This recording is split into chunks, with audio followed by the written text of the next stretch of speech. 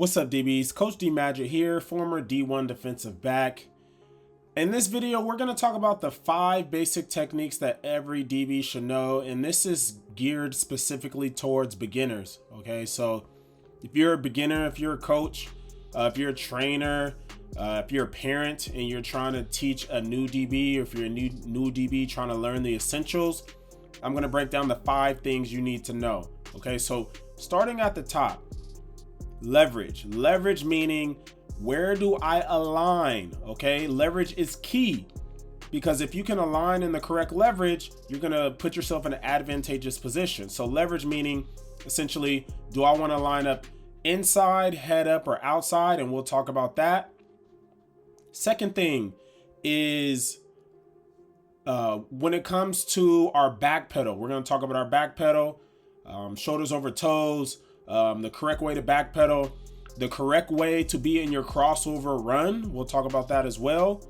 And then how to read a quarterback. All right. So if you're a new DB, you're probably going to be playing zone, some man, but you're going to play a lot of zone.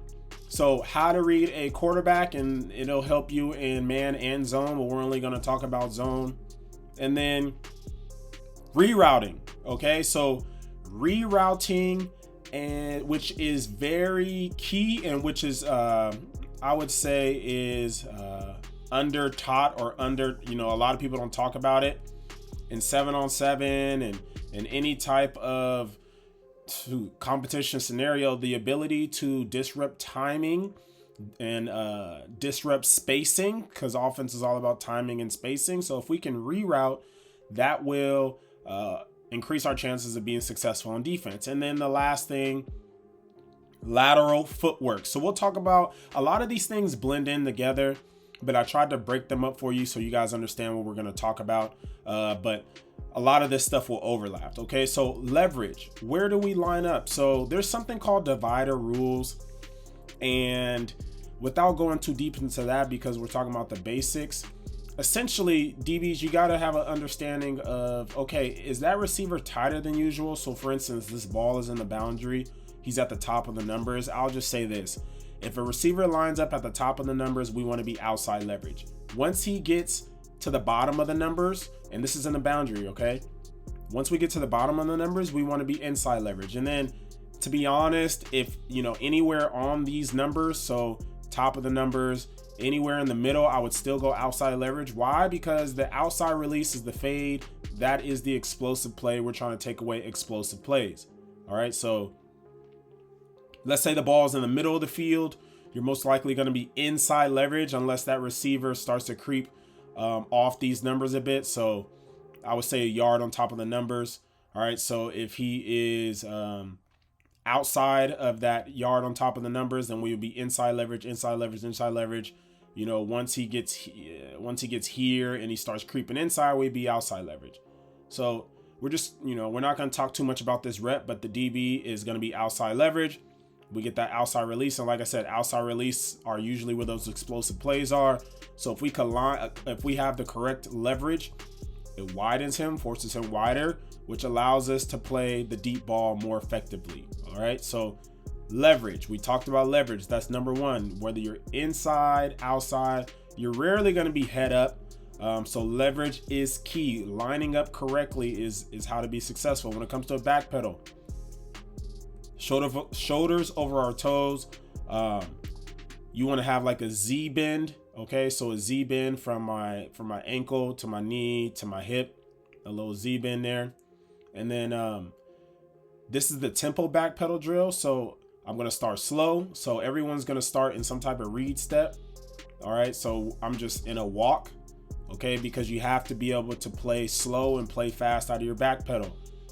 Slow, fast, slow, fast. Okay. So notice, I want you guys to watch the top of my head. Okay. So when you're doing this back pedal drill, when you're focusing on your back pedal, one, you want to pull grass is what I would say. Pull grass. So as I'm backpedaling, you should hear this sound. So pull turf, pull grass, stay off your heels. Okay, so when you push, like imagine yourself pushing off your front foot. You tend to get on your heels, so keep your heels off the ground and you're pulling grass. Watch my head. As I slow and back up, you don't want to see like a drastic pad level drop. So, all right. So you don't want to see your head here when you're fast. I'm sorry. You don't want to see your head here when you're slow, head here when you're fast, head here when you're slow, head here when you're fast. So you want to keep it at relatively the same level. All right. Have some, you can beat the drum, but have some movement in your arms. Okay. Relax. Okay. Z bend, slow, fast. You got to be able to read step. You got to be able to pick up your pedal depending on what's happening. You don't want to raise your pad level too much. Okay. Next thing is our crossover run. All right. So a lot of people aren't even backpedaling. So some coaches, if I have a bunch of DBs and they're all at different levels and we got to get ready for the 707, we're only practicing twice a week or whatever, and they barely know the plays. Okay, so the one thing you want to focus on in your crossover run is that having a low front shoulder. Okay, so this guy's like 6'1", 6'2". Look how low he is. But the key is to have a low front shoulder. Why? Because you're going to have to do some imagination with me. And I was suggesting, if you're sitting down, to stand up, right? So if you're standing up, I want you to dip your back shoulder. I want this shoulder to be low, meaning this shoulder would be high. See how we're leaning backwards? So now imagine trying to break back downhill. Our body is leaning this way, so we would have to drop our weight because we're presumably too high, and then transition our shoulders back this way to go back downhill, instead of already having a low front shoulder. So if we have that low front shoulder, when it's time to break, our body's already in a good position to transition downhill. We put that foot in the ground, put this foot in the ground, everything's already ready to go that way. It'll save you a step. It'll increase your brake speed when you come out of your crossover run. So like I said, most guys aren't even backpedaling, but if you do backpedal, some coaches say swing the elbow. All right, he's just very comfortable. He's a pro. He should be comfortable. All right, doesn't need to swing the elbow, but again, having that low front shoulder in your crossover run. So if we're recapping, leverage is for every coverage. Okay, no matter what coverage we are, we have to know what leverage we are. Backpedal, you got to be able to be slow in your read steps. We'll talk about what you're looking at, and then speed up your pedal. Z bend, shoulders over your toes. You want to keep your chest up a little bit. You don't want to be hunched over. You don't want to raise your pad level as you're increasing your speed. And then if you're in a crossover run, let's say we start the play like this. Coach wants us to just run. Hey, cover 3, stay on top. Cover 4, stay on top. Have a low front shoulder in your crossover run. So those are the 3. Leverage, we talked about back pedal, and then we talked about your crossover run. That play is so good. So reading the quarterback. And then I'm a clue guy. I like to clue the 3-step. So that's why you see the eyes in there on the quarterback. But I know you guys are probably gonna say, how much 3-step can you really read in this day and age of football?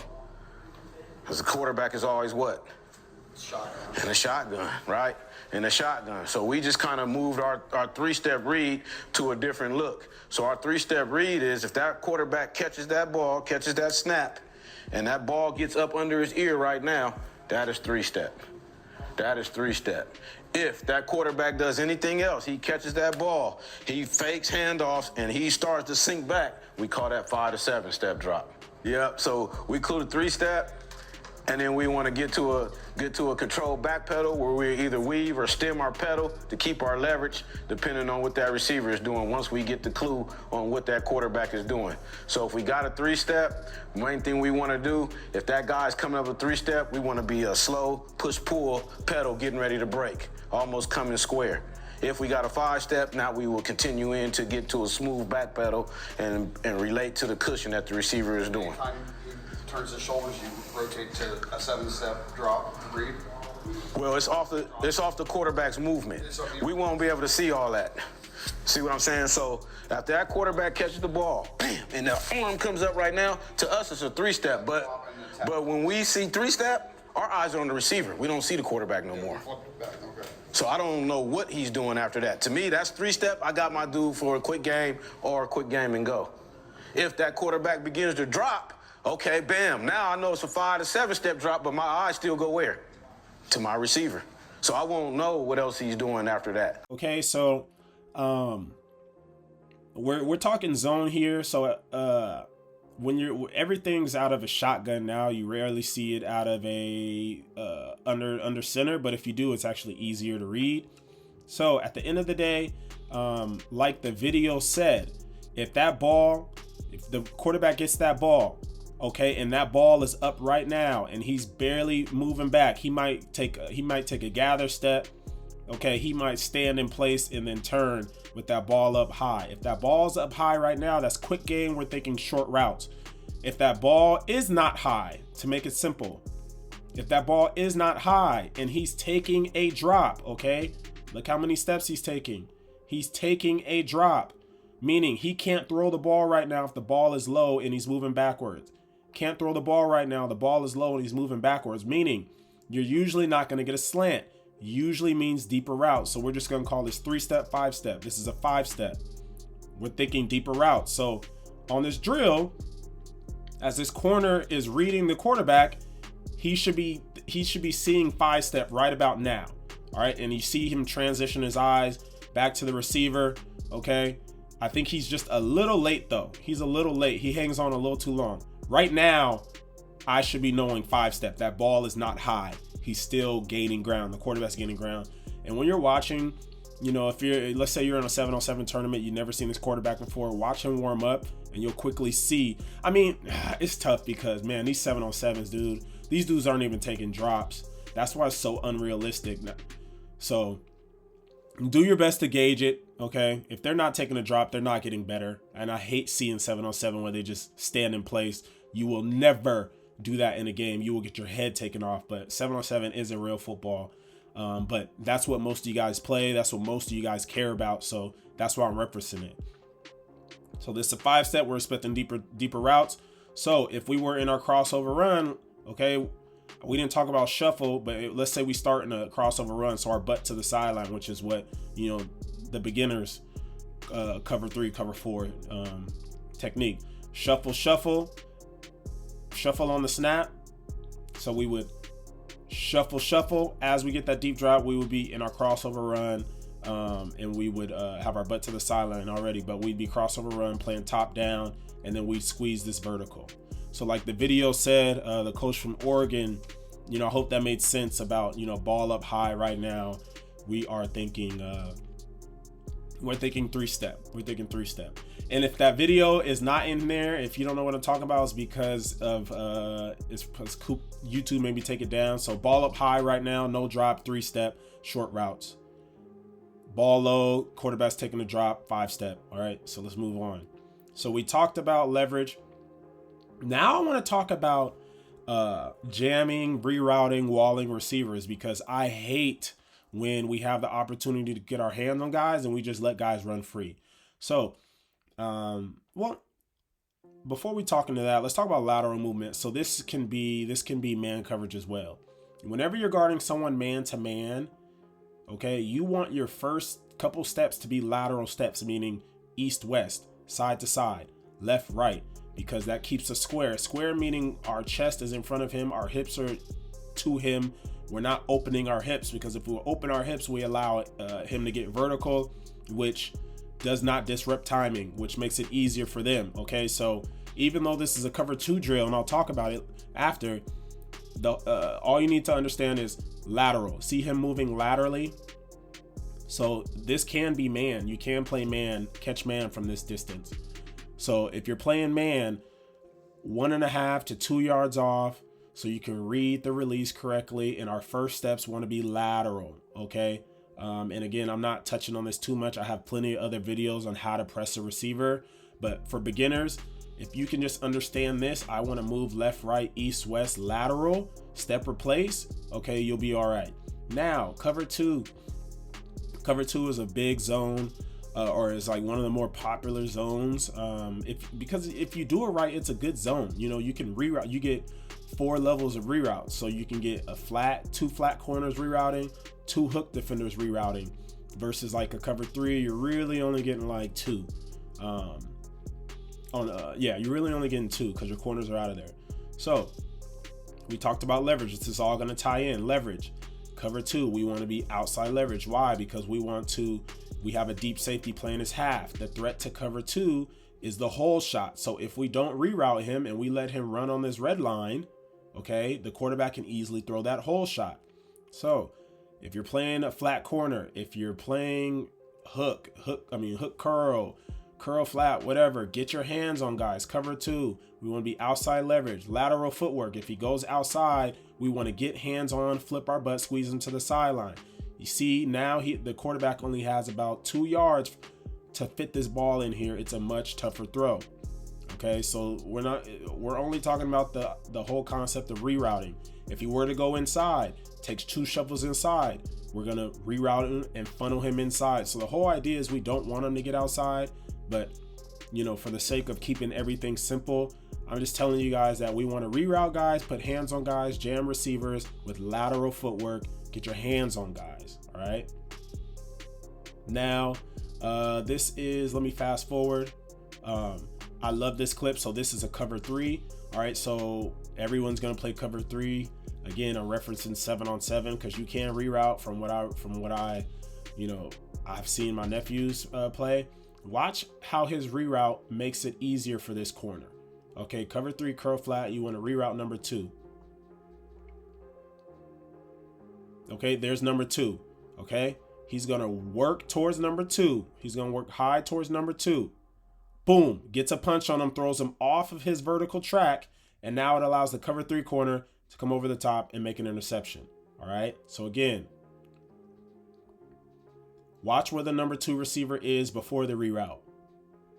The number 2 receiver is on top. He's a yard on top of the numbers, if not a yard and a half on top of the numbers. Look what our reroute does. We get him on the numbers. So that's like 2.5 yards of rerouting, which allows the corner to squeeze this, okay, and make a play on the ball. That's why rerouting is so crucial. Again, it doesn't matter if we're a cover 2 corner like this, cover 2 corner, outside leverage, 5 yards, lateral footwork, reroute, squeeze him to the sideline, funnel him to the sideline, take away the hole shot, or we're inside and we're a curl flat defender and we're rerouting number 2, okay?